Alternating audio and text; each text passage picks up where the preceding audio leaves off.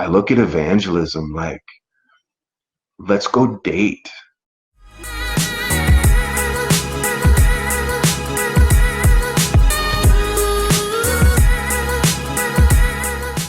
Like when I meet someone and I'm making genuine friendships, like say I meet them on the street, and I pray for them, I encounter them, I give them a prophetic word. Dude, I'm like, hey, let's have coffee. So we'll go have coffee. Dude, our first encounter, I'm sitting down with them. I say, hey, tell me your story. Like every question I ask them is to get them to talk to me. I want to just listen, right? Everybody in the world has something to say. Rarely does anybody want to listen. And I want to be a true friend and listen. Like I want to know them. I don't want to just know them to get another quick score, like just to get in their life and bam and hit it and then run. Like I'm not into that. That's not me.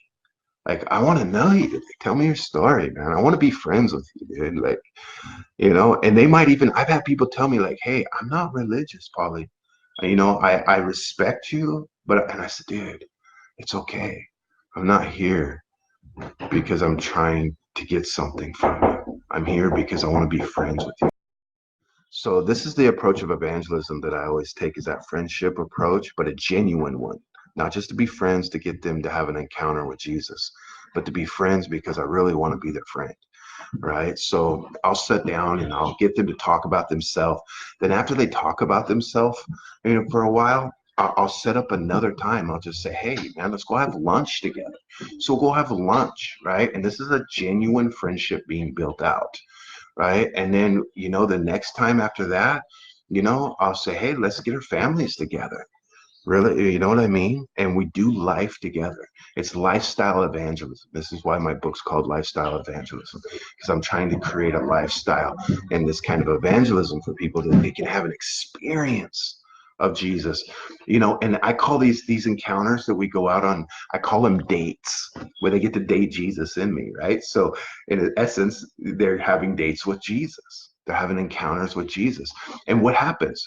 It's just like you, when you found someone you fell in love with, you did through relationship, through going on dates, through encountering them, right? Not just trying to force feed them and scare the hell out of them. The cool thing is that there's a genuineness to this thing. And that's my style of evangelism, is to bring a genuine love encounter to people, that they understand that they can date this Jesus, they can encounter this Jesus, they can experience what real love looks like without strings attached, and that they'll want that thing, that they'll come to the day, they'll come, hey, Pauly, bro, I want what you got. Right? And then you can introduce them to the Christ in them, the hope of glory, right?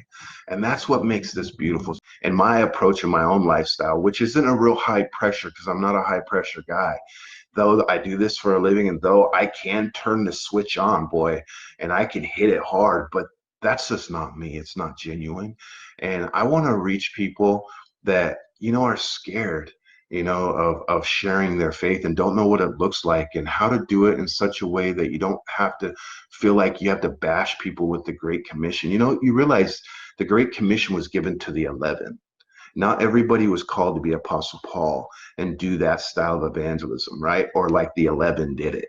Not everybody's called to be like me and be an itinerary speaker and a missionary that travels the world, right? Not everybody's called to that.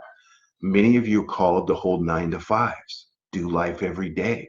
Your greatest revival meeting is going to be over some drinks and a barbecue in your backyard. That is some of the greatest revival meetings going on. Like, right? I mean, there's different encounters. I have some buddies back east in Illinois. They're putting on these love gatherings, right? Where they just get together and there's no agenda, just the love gathering, right? And I guarantee they're probably going to barbecue and hang out and have friendships and talk. And I mean, that is some of the greatest revival meetings I think that are going on in this generation in this time. and it's some of the most powerful ways of reaching people, and sharing the good news of Jesus, right? Without any pressure, being able to share what Jesus has done for them, and that he came and died for them, that he chose you. Hey, you don't choose him. He chose you. He picked you to be, he wants you to be his bride. Like he left the 99 in heaven and he come down here to get his one, right?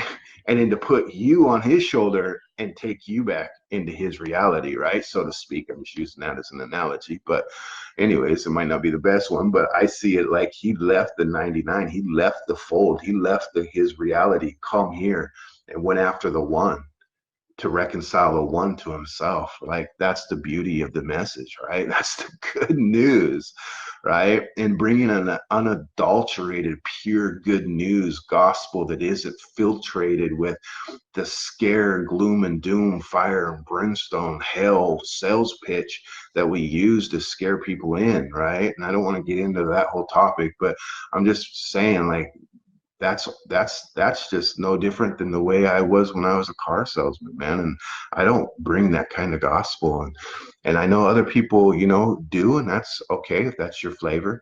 But at the end of the day, I just want to be able to reach you, where you're at, because I think majority of Christians aren't high pressure style of evangelists, right? And I'm not going to say that's wrong or right or whatever. I'm just saying, like, I want to reach everybody where you're at.